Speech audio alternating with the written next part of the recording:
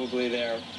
But I just wonder who is the real Hillary sometimes. I mean, when you hear someone say that, don't let anyone tell you that it's the private sector that creates jobs. When you hear a quote like that, do you think she got just off base or moved off center by her competitor in the Democratic race? Do you think that when she was if she were to become president, do you think she'd be a private sector friendly president, John? I mean, I guess you must.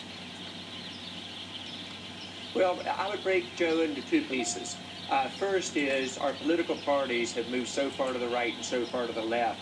Whoever wins each of the primaries has to move appropriately on that. America wants to be governed from the center, and you're going to see whoever wins, in my opinion, they're going to have a tough decision to make. Are we going to be a country that leads in innovation? We're falling behind. The longer we wait on the decisions we just talked about, the further behind we fall.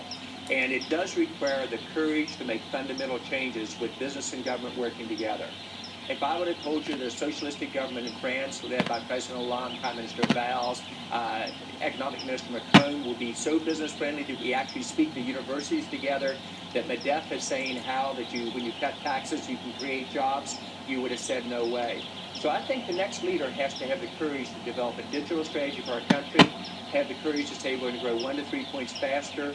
America hasn't had a pay raise, as you articulated very well, since 2000. And we're at the same level of income we were in 1992.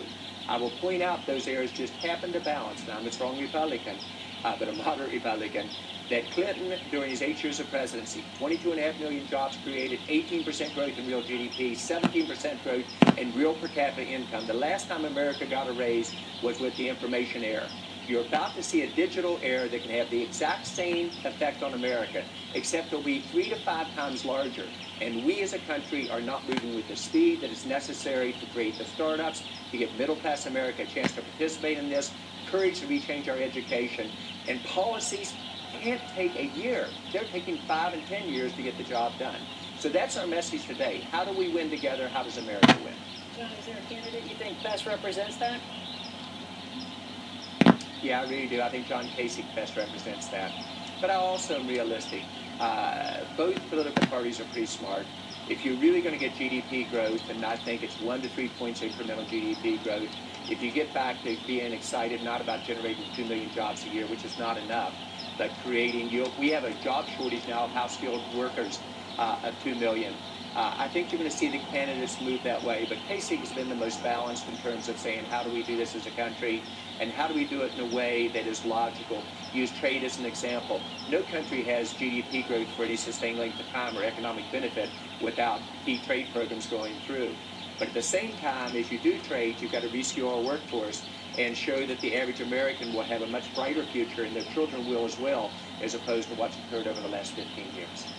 John, one of the things that I think is really important that you talked about here over the course of the last couple of minutes is that government and business working together. And I think that is so important that we have the next president of the United States, and regardless of who that's going to be. And obviously, I'm for Ted Cruz, but the point of this is that a very thoughtful plan, and what you all are doing on digitization. You and I worked closely on this back over the course of the years, and what we saw done in Israel. Israel's now going to be Israel 2.0 as they come in and take the next step up. But what you've done in France, and what we should be doing in the United States, and the next president of the United States, along with Congress, that needs to be one of their most important issues that they work on together. Obviously, bringing the wealth back into this country, repatriating that money, and with tax policy makes a huge amount of sense to me.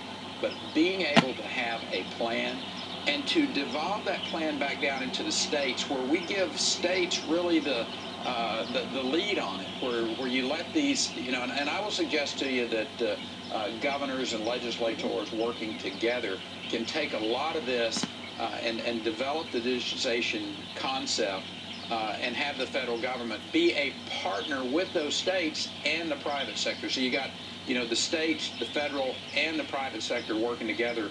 If we can put all of that into the tank of the engine of America, this economy can explode. The economy, Governor, you nailed it, could probably go 3 to 4 points faster than we are. The job creation could be 2x what we're currently doing. We could retrain the unemployed like we're doing in France, where we put training programs in place where 70% of the unemployed who go through the training programs all of a sudden get a job in the next 6 months. Israel is a great example. All they have is their innovative spirit. They've re-digitized their whole country, made a huge difference on it. When you go to India, and let's talk about a state like Andhra Pradesh, Chief Minister Naidu really gets it. They aren't talking about 3 or 4% economic growth in Andhra Pradesh. They're talking about 15%. You're talking about Modi growing the fastest growing economy in the world, not at 7%, but at 10%. You're talking about bringing that capability to every citizen in their state. And they use a federalism where the central government outlines key concepts and then literally does reviews with all 30 states about are you on your metrics to achieve those or not. Governor, what you did in Texas, it was remarkably basic but very, very effective. You outlined a vision. You're the easiest place to start a business. During your time that you were governor, you saw 30% of U.S. jobs created in Texas.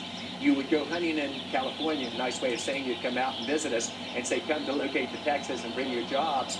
But you create a very business-friendly, citizen-friendly, government-friendly approach where universities and others work together. I think this is the exact approach that this country has to do, but we've got to quit following people. We used to lead during the 90s, and we got the economic benefit and job growth benefit, and middle-class America grew their income by 17%. Now we're moving the slowest of the major countries in the world.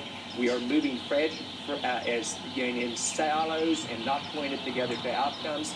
And somebody needs to pull us together as a country and have the courage to take the risk, like Modi did in India, like Netanyahu and Shimon Peres did in Israel, like Hollande is doing in France, and set the example where all of our country benefits from it. So I could not agree more. Great.